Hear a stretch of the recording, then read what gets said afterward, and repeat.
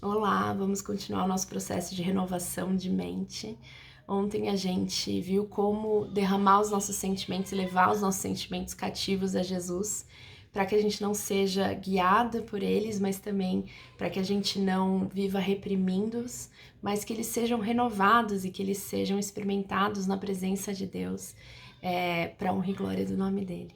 E hoje a gente vai ver os outros elementos que compõem a nossa mente, que são os pensamentos, as ideias e as imagens, que servem como lente para a gente interpretar a realidade.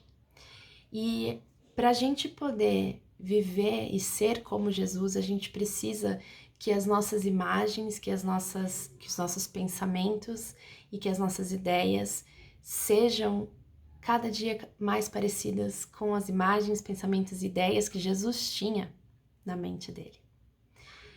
E como que a gente pode então renovar nossa mente para que a gente tenha essa mesma forma de pensar de Jesus? Para isso a gente precisa de uma dupla ação. Primeiro a gente precisa conhecer qual é a mente de Cristo, o que ele pensava a respeito da realidade, quem ele acreditava que Deus era, quem ele acreditava que ele era, o que ele acreditava que ele estava fazendo, qual era a finalidade da vida. E a gente precisa continuamente trazer os nossos pensamentos frente a essa verdade para que eles sejam renovados, para que eles sejam restaurados de acordo com as verdades que Jesus acreditava. Então, para começar, vamos pensar sobre quem Deus é para Jesus, né? Jesus acredita que Deus é bom, generoso, que ele é um pai amoroso e que ele está em missão de resgate e restauração da sua boa criação que foi corrompida pelo pecado. Jesus acredita que ele, como Deus em forma humana, foi feito para revelar esse caráter, essa identidade desse Deus que é bom, que é generoso, que se derrama em serviço pelo outro. E ele sabe que a humanidade foi criada para ocupar um lugar muito importante na criação. A humanidade foi criada para ser parceira de Deus no cultivo, no cuidado e no governo da boa criação de Deus através da sabedoria que o próprio Criador ia dar. Então, os seres humanos foram criados para serem representantes de Deus na Terra.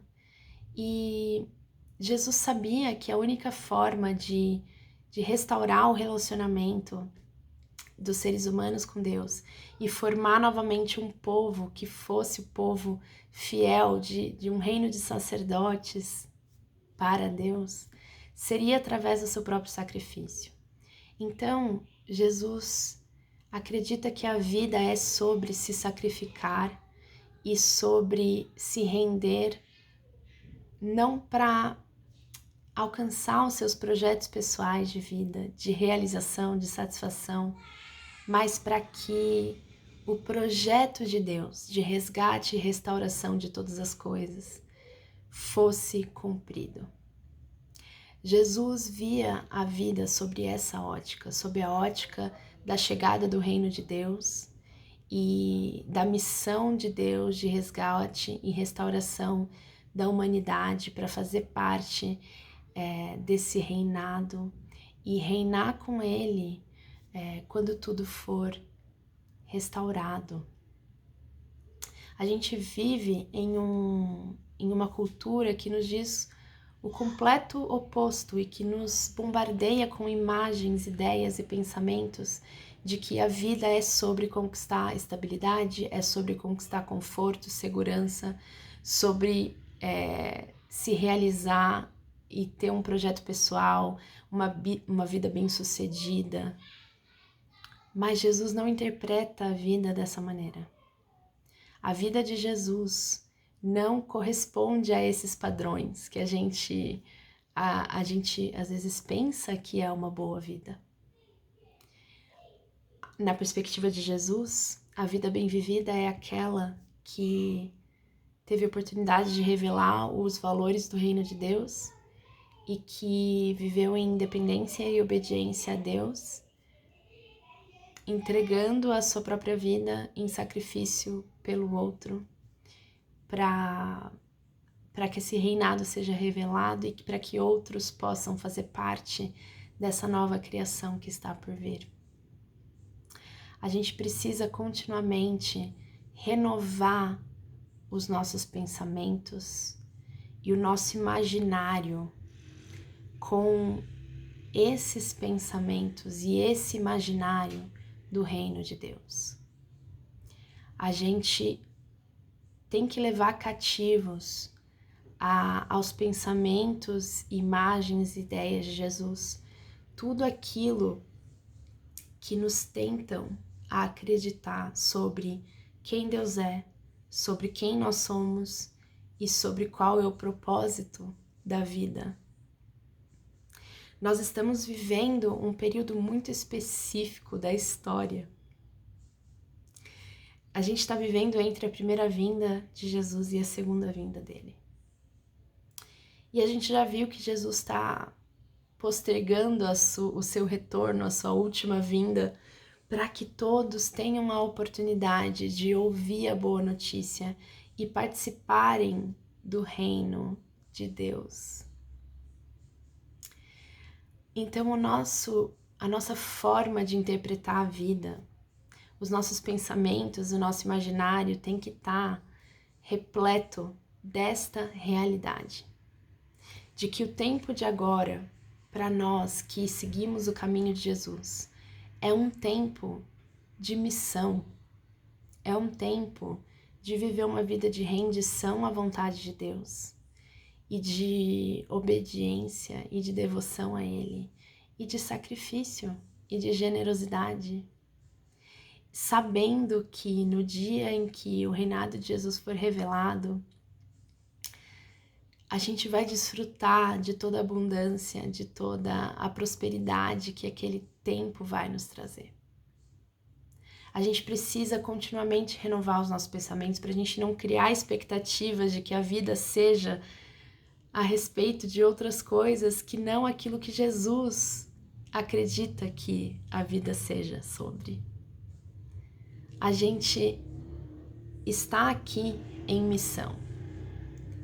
O Senhor Jesus está presente e nós somos colaboradores do seu Santo Espírito, que está se movendo e que está indo a todos os povos, todas as nações, a todas as tribos, a todas as línguas, e anunciando que o reino de Deus é chegado e que existe a oportunidade de todos participarem dessa nova criação de Deus e fazerem parte do seu reinado.